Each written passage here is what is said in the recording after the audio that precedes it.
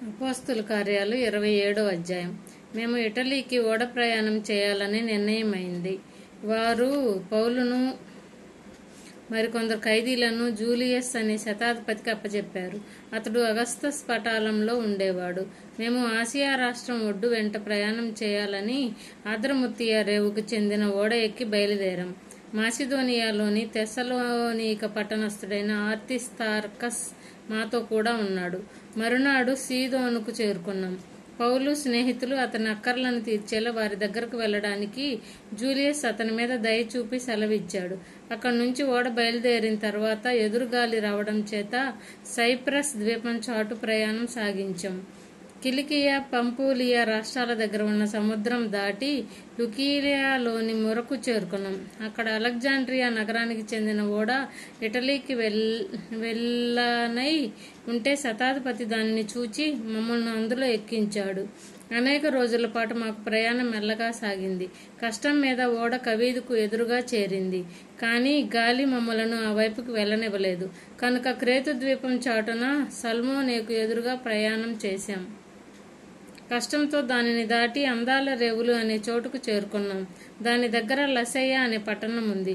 ఈ విధంగా చాలా కాలం గడిచింది. యూదుల ఉపవాస కాలం కూడా దాటిపోయింది. అప్పుడు ఓడ ప్రయాణం ప్రమాదకరమైందన్నమాట. కనుక పౌలు వారికి ఇలా సలహా ఇచ్చాడు: అయ్యలారా, ఈ ప్రయాణం వల్ల సరుకులకు ఓడకు మాత్రమే కాక మన ప్రాణాలకు కూడా హాని, గొప్ప నష్టం కలుగుతాయని చూస్తున్నాను. అయినా శతాధిపతి మీద పౌలు చెప్పిన దానికంటే నావికుడు ఓడ యజమాని చెప్పినది ఎక్కువ ప్రభావితం చేసింది.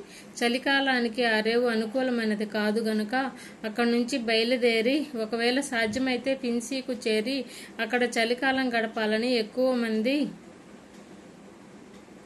సలహా ఇచ్చారు. ఫినిక్సు క్రేతులో నైరుతి వాయువ దిశగా ఉన్న రేవు.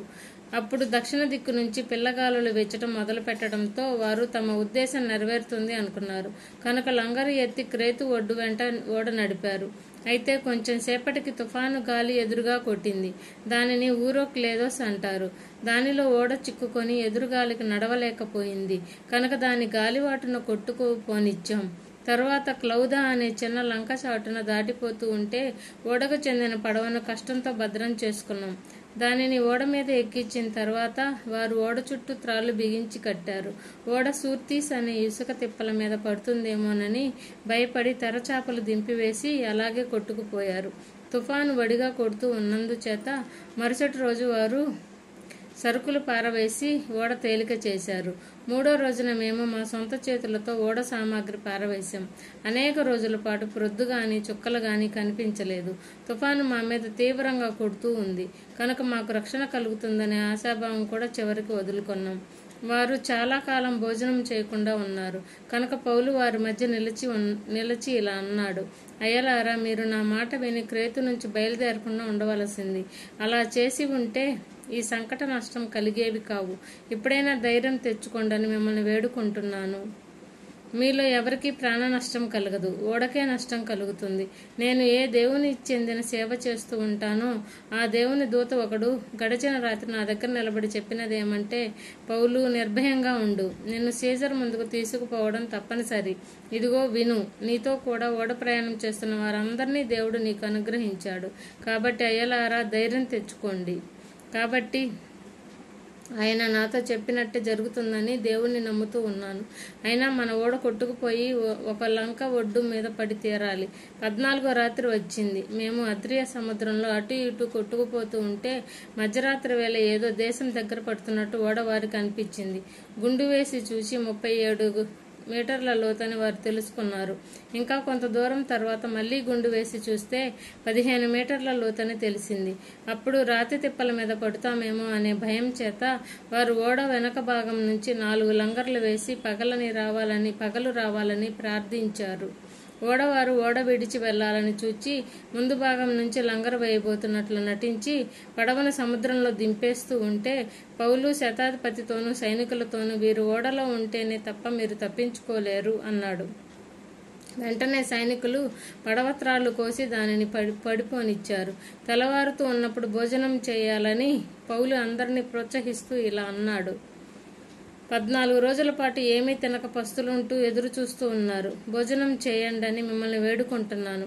అది మీ సంరక్షణ కోసమే. మీలో ఏ ఒక్కరి తల వెంట్రుక కూడా రాలదు. ఇలా చెప్పి అతడు రొట్టె చేత పట్టుకొని అందరి ఎదుట దేవునికి కృతజ్ఞత చెప్పి దానిని విరిచి తినసాగాడు. అప్పుడు వారంతా ధైర్యం తెచ్చుకొని భోజనం చేశారు. ఓడలో ఉన్న వారందరము 276. వారు తృప్తిగా తిన్న తర్వాత గోధుమలు సముద్రంలో పారబోసి ఓడ తేలిక చేశారు. తెల్లవారినప్పుడు వారు ఆ దేశాన్ని చూచి గుర్తుపట్టలేదు, కానీ అగాధం, దాని తీరం వారికి కనిపించాయి. కనుక సాధ్యమైనంతే ఒడ్డుకు మీదకి ఓడను చేర్చాలని నిశ్చయించుకున్నారు. త్రాళ్లు కోసి లంగర్లు సముద్రంలో పడనిచ్చి చుక్కానుల కట్లు విప్పి ముందటి తెరచాప గాలి ఎత్తి ఒడ్డుకు ఓడను నడిపారు. అయితే 2 ప్రవాహాలు కలిసిన స్థలంలో చిక్కుకొని ఓడను మెట్ట పట్టించారు.